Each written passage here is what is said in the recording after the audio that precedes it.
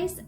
So today is dark and stormy and gloomy, and that fits the mood of this case so much. So the case I want to talk to you guys about is one that's super close to home for me, like literally Kansas City, which is where I live. And so this case is pretty popular locally, but hasn't picked up much traction anywhere else. This case is interesting, it's baffling, it's confusing, and it had me hooked, and it had me trying to figure out what was going on. So I hope this case interests you guys just as much as me. I want to talk to you guys today about is of Toni Anderson. Toni Anderson grew up in Wichita, Kansas, pretty close to where I grew up. Her parents are Elizabeth and Brian, and she was a student at UMKC here in Kansas City. She studied interpersonal communications. She also worked at a club and was a promoter for electric dance music. She was a busy girl. She had a lot of stuff going on. She lived with her boyfriend at the time, and she was 20 years old. So she had moved here with her boyfriend, and they were kind of like going to start over. Kansas City was their place to evolve and become adults.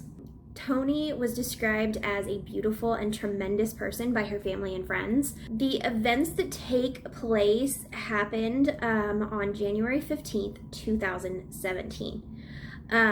Now, in Kansas City that day, there was light freezing rain. This was January, so this was 32 degrees, and there was ice and fog. And remember those things because they come back into play later on.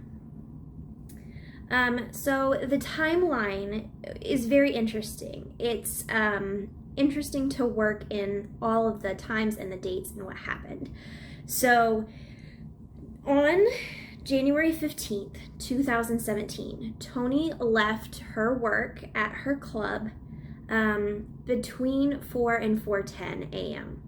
I've seen a lot of conflicting reports on this timeline of when she left. I've seen anywhere from 4 a.m. to 4:15 a.m.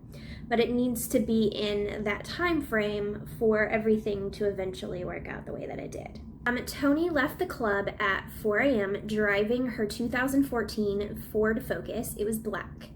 Toni Anderson left her job at Chrome nightclub at 4 or 4:10 a.m. in the morning of January 15th. Now, the place she was going to is called the Shady Lady. Chrome and Shady Lady are 7 minutes apart. So she had told people she was going to go straight to the Shady Lady. I had heard somewhere that she told someone she was going to get gas, but I don't know if that's correct, so don't quote me on that one. But I do know her plan was to go from Chrome to Shady Lady, which was 7 minutes apart. Now, it's interesting because the next events that happen after her leaving work, she never made it to Shady Lady. She ends up in North Kansas City, being pulled over by a North Kansas City police officer. Now, I mapped all this out, and if you can see, Chrome is down here, here is Shady Lady, here is where North Kansas City is. So she went 21 minutes up out of her way from what we know. Now she could have been going somewhere else, but from what we know and what she had told people, she was just going to Shady Lady. So at 4:25 a.m., she was pulled over by the North Kansas City police. Now for this timeline to work, she had to pretty much go straight from Chrome to this place where she was pulled over, at least in the North Kansas City area, because that's 21 minutes. Now this is 4 a.m. She could have been speeding, she could have been booking it to wherever she was going, but to me, I feel like she had a purpose. I feel like she was going somewhere to be able to get there that fast. So 4 a.m. left for work, 4:25 is the next time we know she's pulled over by North Kansas City police. Now, this interaction has been everywhere. You can see the police video online, and it's disturbing. Toni is pulled over into oncoming traffic. It's a 2-lane street. She's supposed to be going this way. She's sitting this way in this lane coming into oncoming traffic. And she's right near a stoplight. The police officer, of course, turns on his lights, goes over to her. They have a conversation. He says, "Where are you going?" And she states that she's going to Shady Lady. And he kind of acts like he doesn't know where that is. And then she is told, go to the gas station, which is a Quick Trip, across the street, and he tells her, you need to get yourself together before you drive anymore. She goes to that gas station. She goes inside. She gets some items from that station, gas, and walks out of the Quick Trip. This whole time, the police officer parks across the street and is watching her in his cop car go into Quick Trip and come back out. She, in the video from the police officer, the cam, she sounds impaired to me. She sounds like she's slurring her words. Her mother had stated that she was clearly intoxicated in some form in this video. And it's very clear that something is happening. Now, the North Kansas City police officer states that she had been sitting there in the wrong lane for 12 minutes before he pulled her over.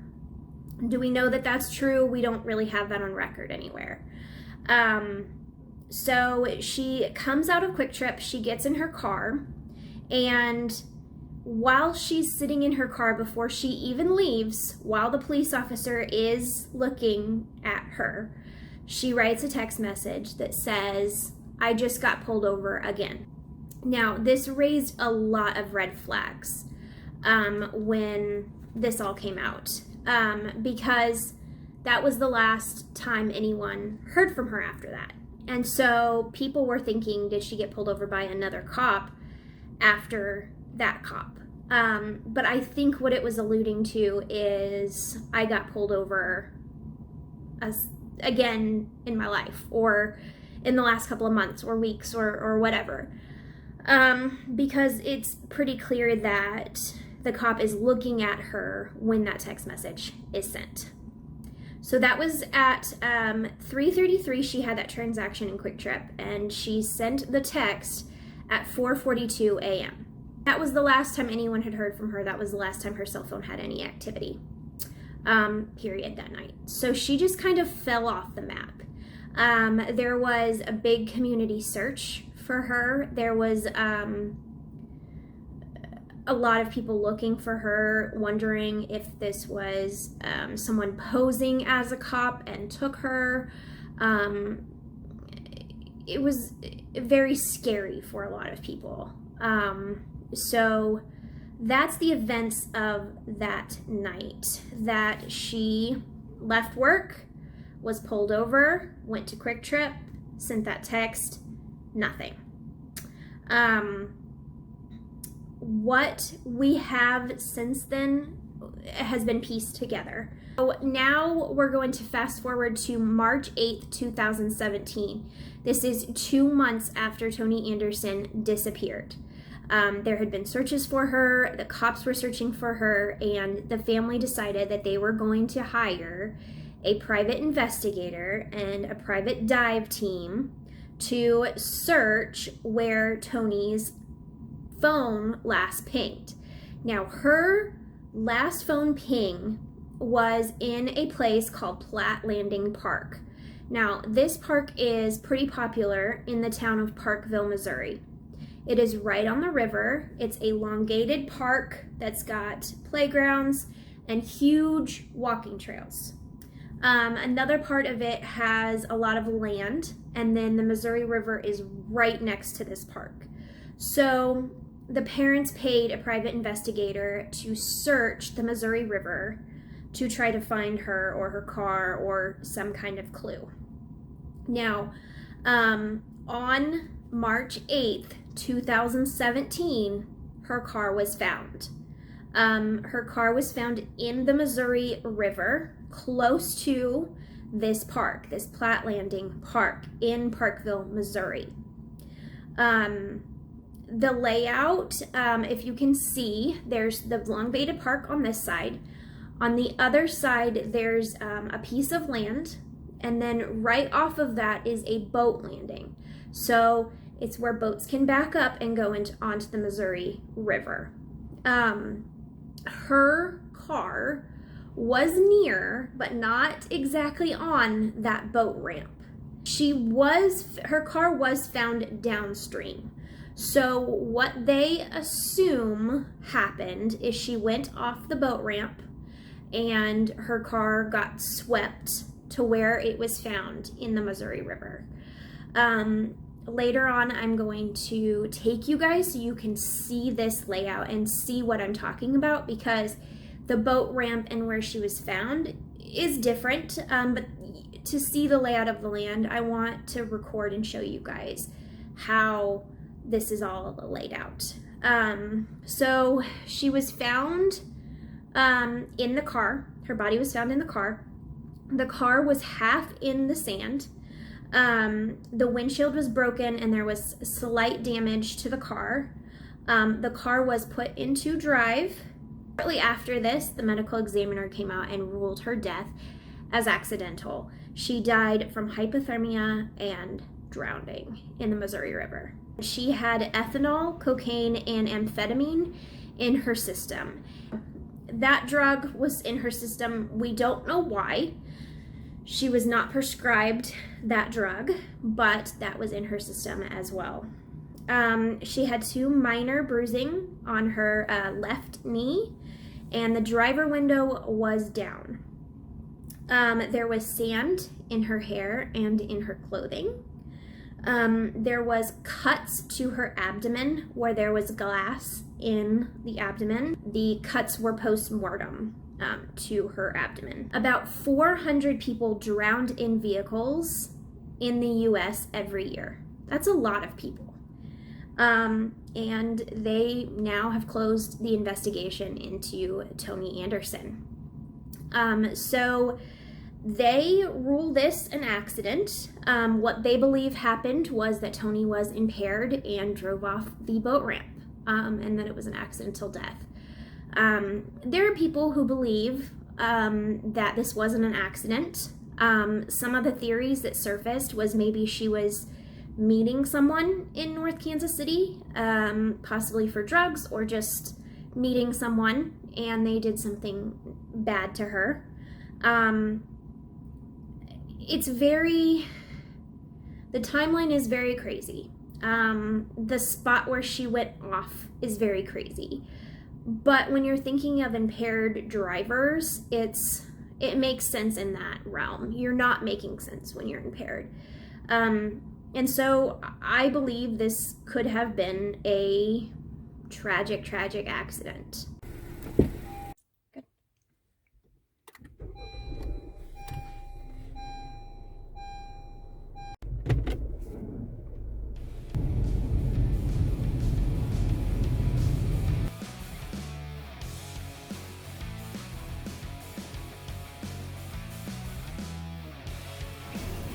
So this was us entering the park. Here on our right is going over to Platte Landing Park. Here on the left is the park and the walking trails that I was talking about earlier.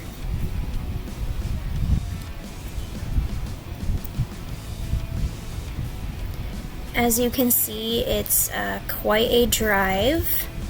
But this would be how Toni Anderson wound up at the boat ramp where she went off into the Missouri River, and you will see that coming up here in a little bit. So we are driving the exact route that she would have taken on that night.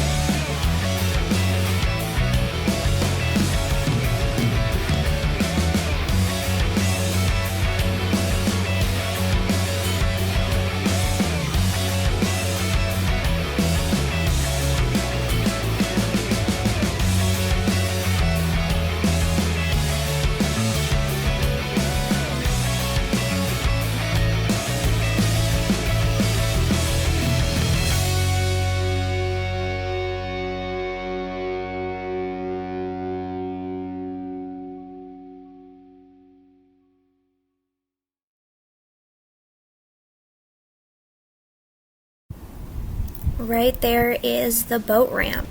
As you can see, they have put up warning signs.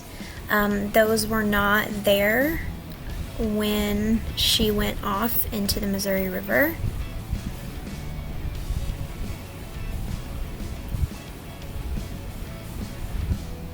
It's pretty steep. It was steeper than I thought that boat ramp would be.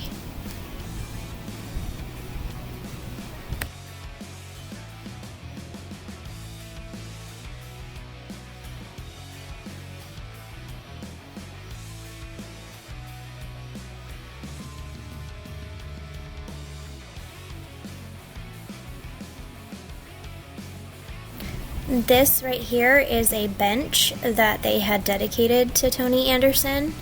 It was a very peaceful place, and you could definitely feel a good presence there. So I want to now go into the decomp and some facts about bodies being underwater. I am not saying any of this happened to Toni. If this is too graphic for you, please fast forward, don't watch. This is just facts that I found while doing my research on this case that I found super interesting. Your body breaks down so much slower in the water. And when your body begins to decay, you bloat and float is what they call it. So your body bloats up and you float to the surface, which is how a lot of bodies are found. Hands and feet become swollen, bleached, and wrinkled in the water. And there's this thing called grave or corpse wax, which happens to the skin when your skin is underwater for a long period of time. There's a grayish substance that forms, particularly when the body is in cold water, and the fatty tissue kind of begins to spongify and turn into soap. So there's this waxy soap that comes all over your body when you're in the water for that long. When Toni went into the water, it was very cold, and so some of those facts, like that her body was breaking down slower in the water, interest me. And so those are just some facts that I found. Now, there's some things that I definitely think we should take away from this case. This case is sad, and it's extremely, extremely tragic. And I think it is even amplified because it can happen to anyone. There's very big lessons in this case that I think definitely need to be pointed out. First of all, not to drive intoxicated in any way. It's not worth it. It's not worth your friends driving intoxicated. This means alcohol, drugs, anything. Get an Uber, call someone. This is life or death. Because Toni, if she would have called someone or gotten a ride from someone or something like that, I think her death could have been prevented. And so that's a big lesson and a big takeaway that we need to take from this story. Second of all, I wanted to point out that there was a lot of cases going around Kansas City at that time where someone was posing to be a police officer. They were pulling people over for bad reasons. I wanted to let everyone know that it is perfectly legal if you get pulled over by a cop and you are not comfortable, you're in maybe by yourself, where people aren't around, or it's at night, or the car doesn't seem right, you can dial 911 and they will cross-reference that cop being there and let you know if this is real. And I wanted to make sure everyone knew that that was legal and that you can do that. And just explain, like, I'm scared, there's things going on where, people are posing as cops, like, this is a serious issue to me, and you're not going to be punished for that, hopefully. And my heart really goes out to the Anderson family. Researching this case, like, it's so sad because she had so much potential. This girl was an amazing, amazing person. And it made me sad to see how they described her in the media. Because she was a dancer at a club, they kind of described her as being a stripper, and they just kind of ran her through the mud for that. And that hurts because no matter what, she's a victim in this case. And she, just because she was doing that doesn't mean anything bad. She was also a college student. She was also a club promoter. She was also someone's daughter and someone's friend. And my heart goes out to people who have lost someone that they loved and they cared about. Toni seems like the most amazing person, and her time here on Earth, I think, should be celebrated. So that is the case of Toni Anderson. Let me know in the comments below what other cases you want me to cover. I plan on doing some more true crime, some kind of spooky cases, anything really that you want to see me cover. So yeah, stay safe out there, and I'll see you next time.